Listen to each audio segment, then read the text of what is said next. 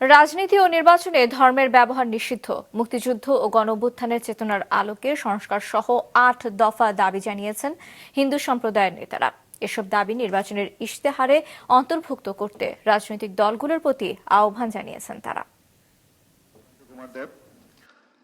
সকালে রাজধানীর সিরডাপ মিলনায়তনে ত্রয়োদশ জাতীয় সংসদ নির্বাচন ও আমাদের প্রত্যাশা শীর্ষক এ আলোচনা সভার আয়োজন করে ঢাকা মহানগর সার্বজনীন পূজা উদযাপন কমিটি ও বাংলাদেশ পূজা উদযাপন পরিষদ, যেখানে তারা তুলে ধরেন তাদের ৮ দফা দাবি।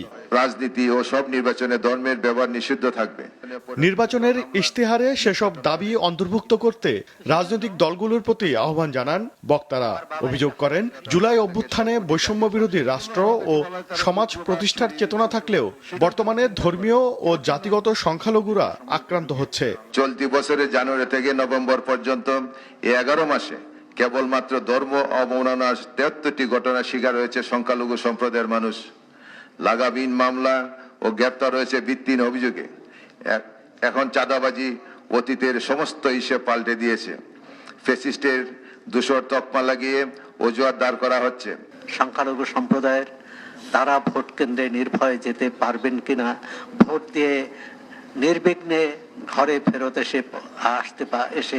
আসতে পারবেন কিনা, এবং আসার পরও ভোটের ফলাফলের উপর তিনি আক্রান্ত হবেন কিনা, এই জ্বলন্ত প্রশ্নগুলো সামনে আছে।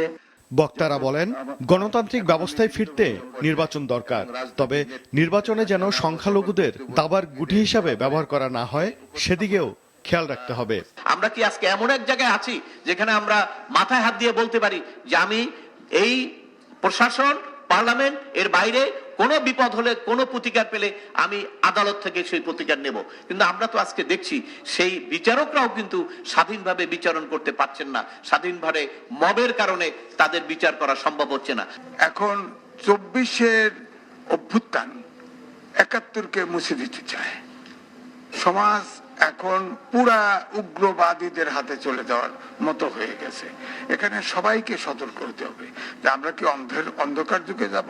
নির্বাচনের আগে ও পরের 1 মাস সংখ্যালঘুদের নিরাপত্তা জোরদারের দাবিও জানানো হয় আলোচনা অনুষ্ঠানে।